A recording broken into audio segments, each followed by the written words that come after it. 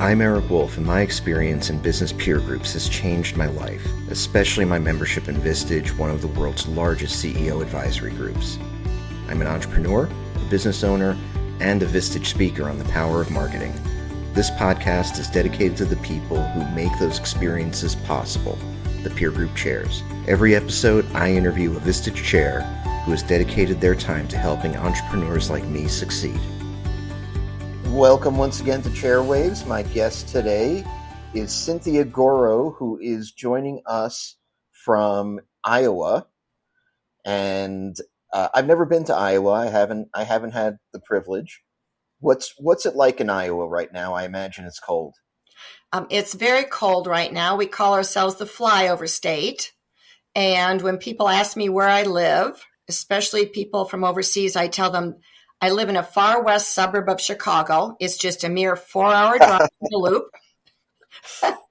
You can go highway 20, 30, or 80, and you'll get to, Waterloo, Cedar Rapids, Iowa, Northeast Iowa. And from the Field of Dreams, no, it's not heaven. It's Iowa.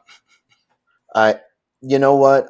Going to the Field of Dreams is actually on my bucket list, and I like that, the flyover state. Is that on the license plates? That would be really something. That would be fun. I also used to refer to it as one of the state of vowels, because when I was growing up, I worked for my dad's business, and we designed and manufactured and distributed worldwide garbage trucks. And so my job during high school and college to make money, and even graduate school and afterwards when I was working, I would deliver trucks to the docks of New York, and it's 24 hours flat from my door to the docks. And every time I got in a cab, I'd tell them where I wanted to go, and they'd say, "Where are you from? You have an accent." And I'd say, "I'm from Iowa." And except for 2 times out of at least 50 that I quit counting, they'd say, "Oh yeah, that's where they grow them potatoes." Oh. And then I went to a Quick Star once to get some aspirin for a headache. And the lady said, "You have an accent. Where are you from?" And I said, "Iowa." And she reaches over and pats my hand and says, "Oh, honey, out here we pronounce it Ohio." So I actually bought a T-shirt that said University of Iowa, Idaho City, Ohio. And I thought it was hysterical. That's funny. I don't know that I've seen a cheekier place T-shirt than New Jersey. Yeah. The beatings will stop when morale improves. That's right. That's right. Yeah, I know. So, and you're from New York, right? I am from New York. Yeah. And so we've got to talk. We're going to talk about Vistage and chairing and your 4 incredible Vistage groups. Mm-hmm. But we have to spend a few minutes covering this garbage truck business, because this is fascinating to me. And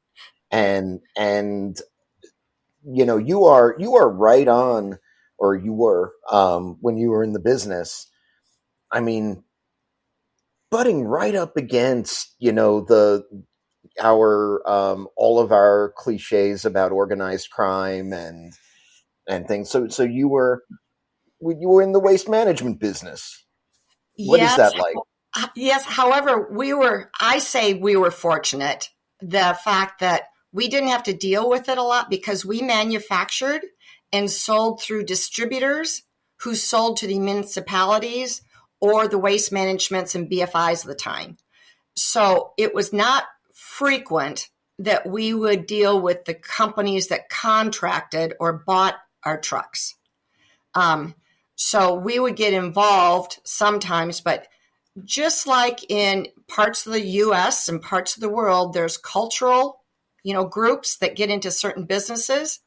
And whether it's, the Italian families or the Armenian families or the Dutch families that tended to get into service sectors, specifically, garbage collection.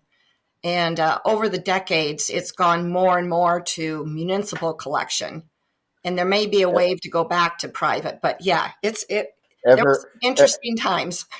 you were actually going and delivering trucks. So did you ever deliver a truck and have kind of a funny feeling about the folks that you gave it to? Well, not that I delivered, because I was delivering them to the docks of New York to be Oh, okay. overseas. I do remember driving through New York City, missing my turn. Now, this is before GPS, before cell phones, Right. and I was on the wrong Queensway. So I was in Mm. an unfavorable neighborhood where people were, had windows that were broken out, and it was the middle of summer, and New York City was having a garbage strike, a garbage collection strike. So I had people running after me, trying to throw the garbage in the back of my truck that was brand new to be shipped overseas, and asking me where I was delivering it because they wanted a job. Oh my God. All right, that is a terrific story, and I think the only thing that would be better if somebody offered to pay you in salami or something for the trip. Hey, take this gabagool. Um, That's right. no, Yeah, nothing like that. yeah. Nobody asked you like how many people would fit in the back or anything like that. No, I was, because I'm not a big person and being female, and at the time young, I pretty much kept the windows up no matter what the weather and the doors locked, because I didn't know where I was going to be or who was going to be around. And so I tried to be smart about things. Uh, Now we should talk more seriously about this because this was your family business, and this was your introduction to being a business person and the business ownership. It was a family business. So in more seriously, how would you say that your experience with this garbage truck business, which is, I mean, this is the first time that I can tell you that I've talked to anybody who's been in the garbage truck business as a as a garbage truck industry insider. How did this inform your journey as a business person and and ultimately as a Vistage chair? In a lot of different ways. And I think being involved with Vistage, being a Vistage chair, and I've been a Vistage chair for about 10, 11 years now, um, it really helped me highlight what I did learn growing up. I grew up in an entrepreneurial family, never Right. planned on working for the business. I had my own path. I'm the oldest of four kids. Um, and I worked in the business, mowed the lawns, cleaned the union hall bathrooms, cleaned the shop floor, did drafting, and delivered garbage trucks. And then I went off to college, and my degree focused on land planning and civil engineering. It was landscape architecture, but I focused in those areas. And I worked for an architectural firm for 4 years that did projects all around the U.S. And it was at the beginning of women being in business. And so those experiences of being very aware of your surroundings, how people are receiving you and your communication, and then starting to work for my dad's firm, Wayne Engineering. He was excelled in sales. So I ended up being president of the organization 4 years later and held that role for the next 20 years. We had a lot of international sales. And so meeting people from all crosses of life, education, cultural background, everything, you learn to be very adaptive to their style so that you could communicate. And so I think that's what really helped me, what I gathered out of that, and just the travels and the experiences. And it turns out that no matter where you go, the common language is trash. That's right. They all Yeah. they all got trash, and it's got to go somewhere. Y'all have trash talk. It's got to go somewhere. Um, oh no, that's super Yeah. interesting.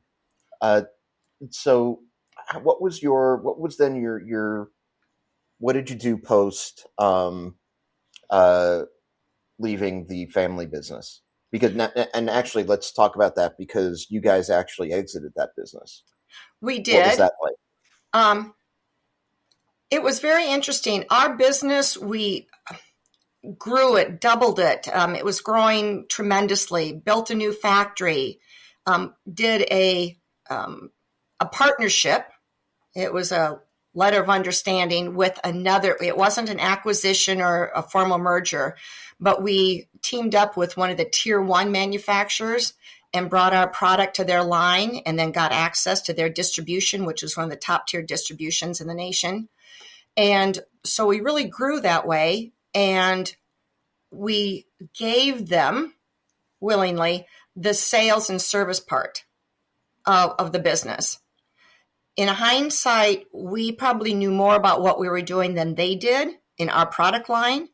And what happened is when 9/11 hit, and we experienced that, mayors who are primary influencers on buying new fleets of garbage trucks, city of Dallas, New York, Los Angeles, Chicago, whatever,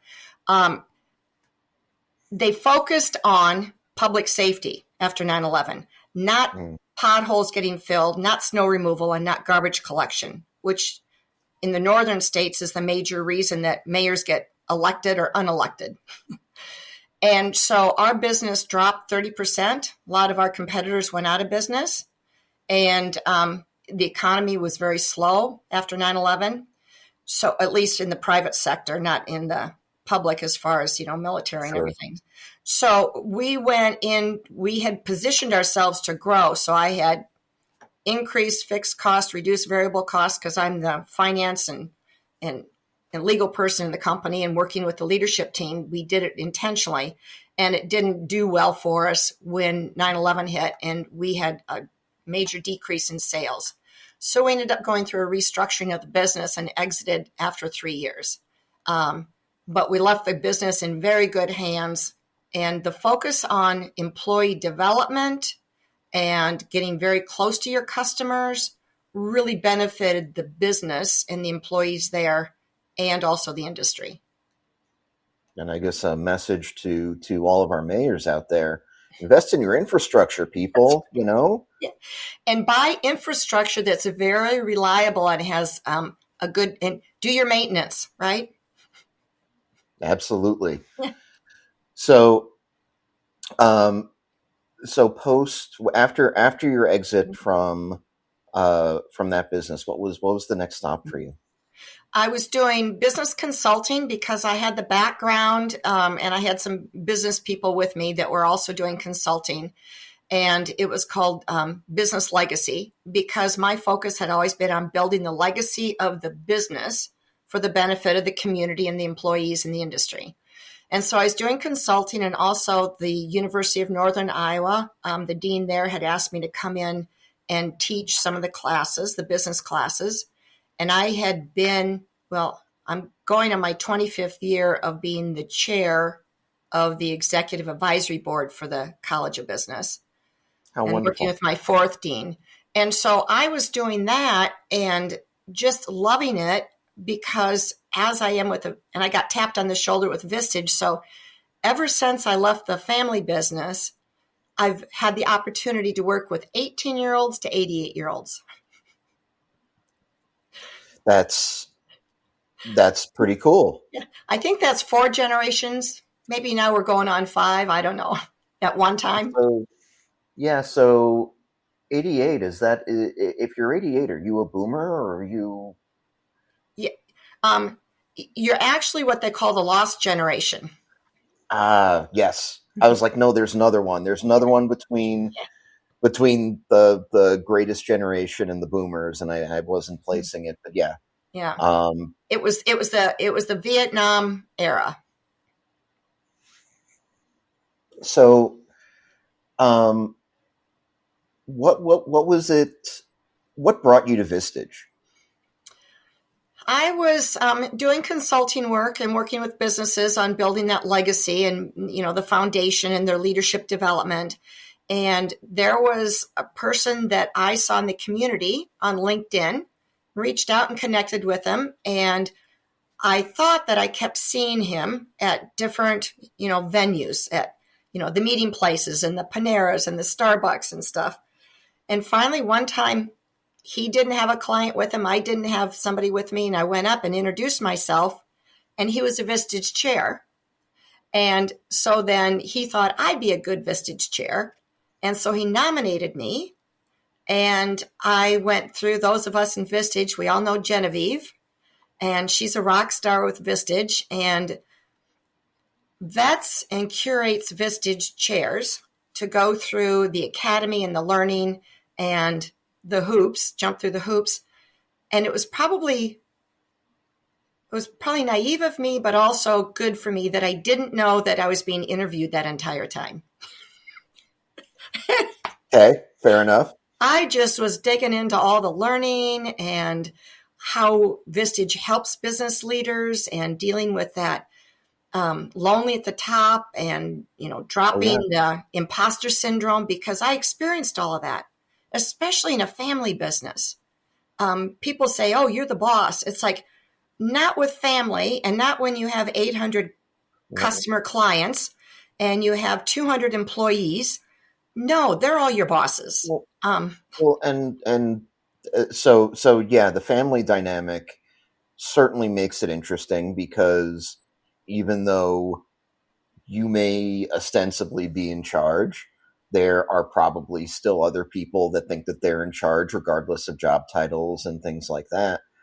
And actually, let me ask you this: you in a family business, and certainly when the intent is that it's going to be, passed on, you both inherit and earn your role, because certainly you don't get to do it if the last generation in the family doesn't think that you're qualified, but you're simultaneously only qualified because you're the next generation in the family. What's that experience like? And I imagine it does play, kind of messes with that imposter syndrome concept. It does. I was fortunate also that in my family growing up, we all knew, first of all, I never had any intentions of coming back to work for the company. In fact, after graduate school, after I got my MBA in finance at Notre Dame, I remember being in Dallas interviewing, and my dad called and said, hey, can you come back and help? I need some help with the business. And he needed to replace his controller. And so I came back as controller CFO, and I had already been out working for 4 years in an architectural firm where I was the first professional female out of 70 architects. So I don't want to say I learned my place, but I learned how to navigate difficult situations. There were family dynamics in that firm. And then, so we all had to work before we came back. And I came back to the business to help out. And it was probably about 7-8 years later that my brother, the oldest of the two brothers, asked if he could come back and help.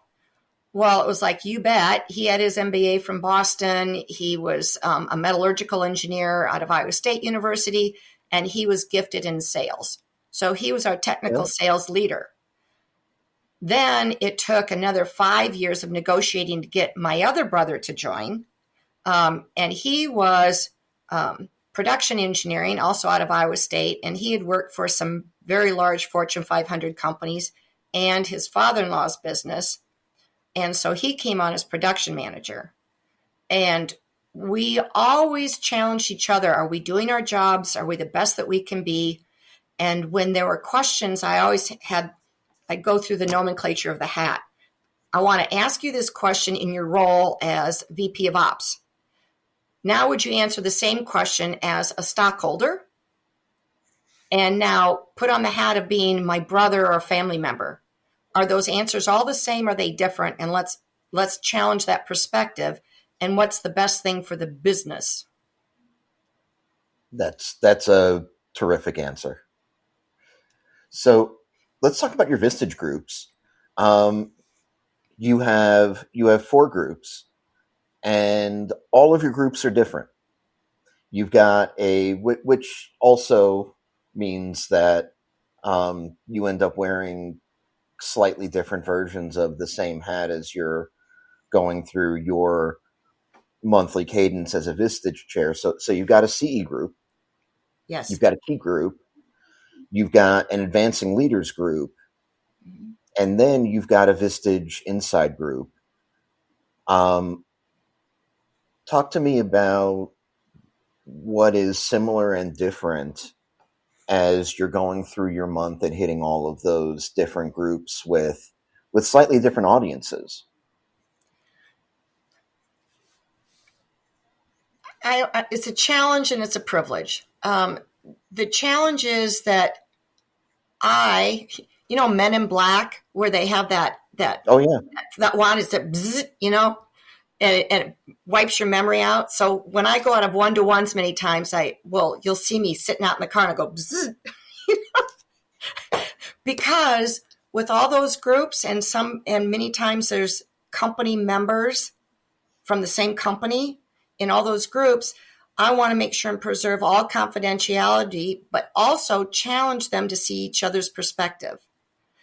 Because many times that's where the opportunity comes in, is the CEO is, why aren't my people acting the way I think we talked about, that, they're not meeting these results or they're not doing this. And you find, well, have you been clear with them? Yes. Then you go and you talk to the key group. And I'm saying, in general, the CEOs are saying this is what they're seeing and what they're not seeing. Basically, what say you? And they'd say, well, it'd be nice if they'd tell us that. Yeah. And then the advancing leader group, what's really cool about that group is you can help, having been in all the roles that I've been in, not only in Vistage, but also growing up in my life, is helping them see the perspective of their senior leadership team. And right. what does it mean to be an owner? A lot of people say, I want to be an owner. And when it comes down to it, what they really want is they want to be heard and listened to and validated. Do they really want to, sign on the paper and put their house up on the mortgage, put on loan for, the business? No. Usually not. Do they want to get up at 4:00 in the morning and worry about making payroll? Or what if my new, salesperson doesn't show up that I just hired?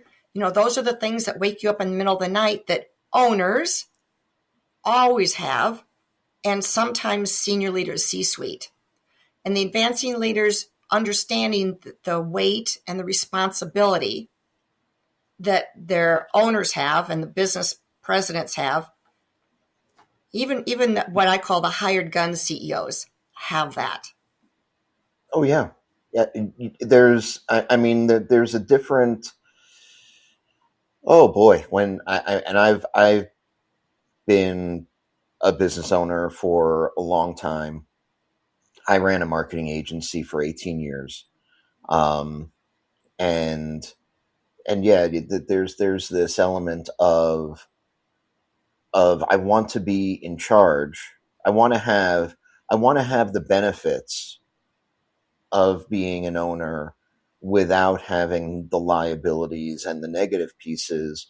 Even just the aspect of, if you're an owner in the company, that also means that you get paid last. That Mm-hmm. everybody else has to be paid before you can extract your value um, from the business. And it's like, well, no. What I really want is I want to make what I make, now, and I want and I want to get my paycheck every 2 weeks, but I don't want to. Um, but I don't want this other brain damage, and I don't want this risk thing. That sounds really terrible to me. Um, but it's like, no, that's how we have to live, and it's very, very. It's an experience that a lot of people don't understand. That's right. And being a business owner or a CEO or president, the main focus is to build in sustainability in the mindset of your senior leadership team and cascade it down, and also sustainability and repeatability in the processes. Because once you get that flywheel going to the gym, this is why Vistage, I just love all the learnings that we learned from the Vistage speakers and everything. But the flywheel going, then you have the capacity, time, emotion, energy to actually start turning the dial and entertain new innovations, or, actually growing the business or diverting into another sector. And it's the foundation is what's so important.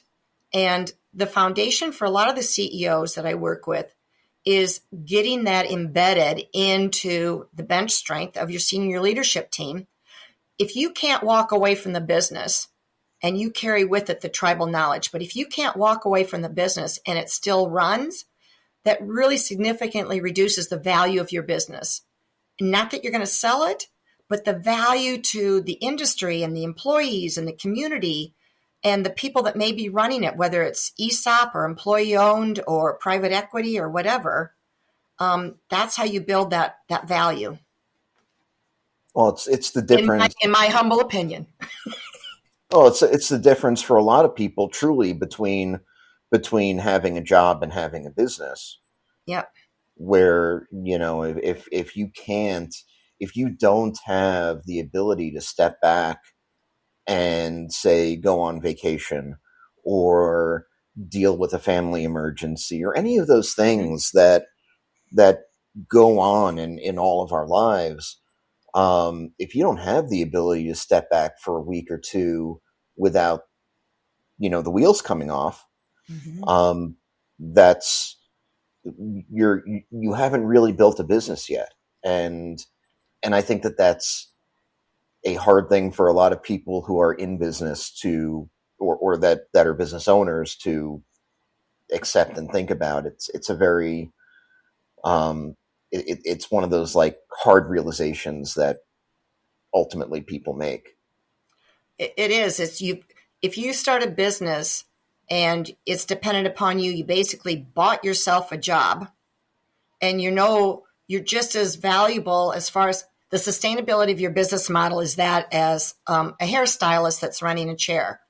Correct. Gets sick, she walks away, he or she, and there's no income, and the customers don't get serviced. Yeah. There are a lot of different stages and maturities that come with business ownership, and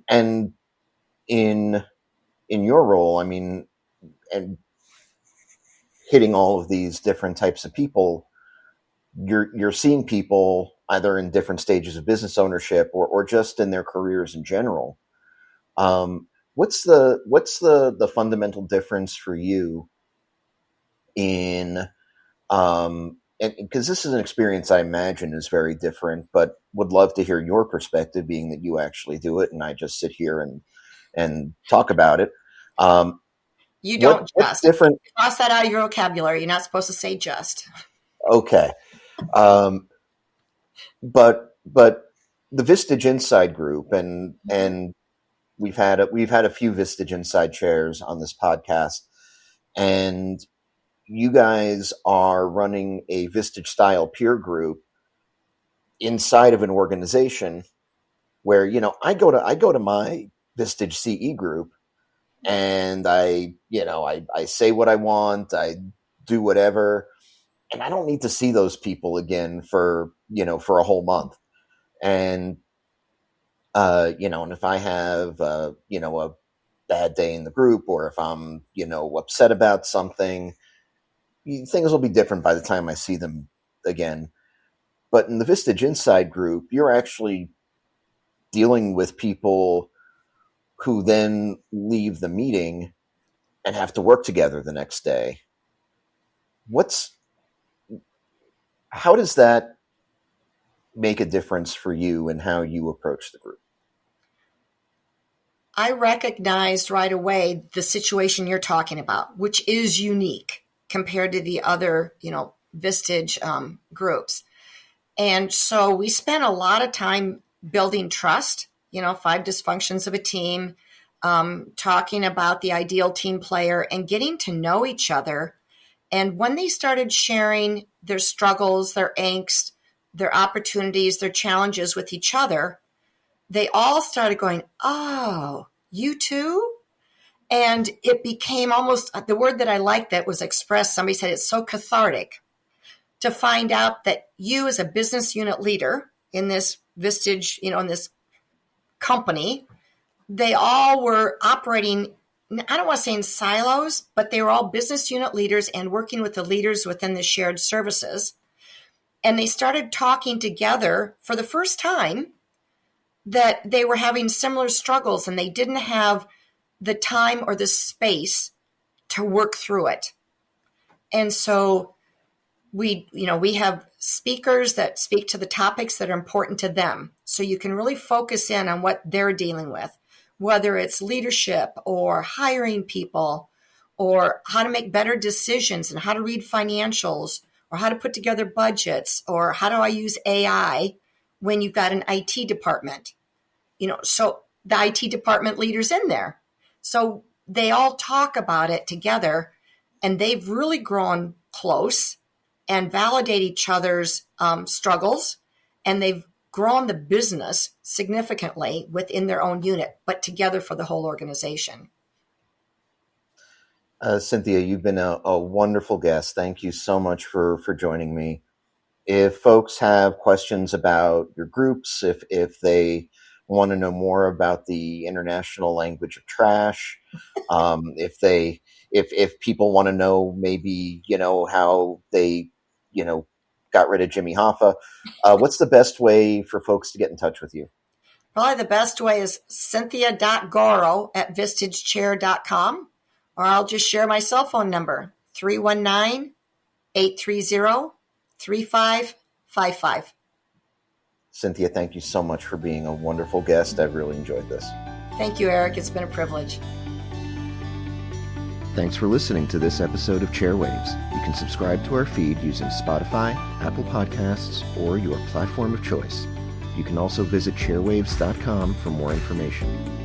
Chairwaves is hosted and produced by me, Eric Wolf, and to connect with me, you can visit my website at ewolf.live. That's EWOLF.live. And a disclaimer, while I love Vistage and CEO peer groups, this podcast is not owned by or affiliated with Vistage or any other peer organization. Thanks for listening.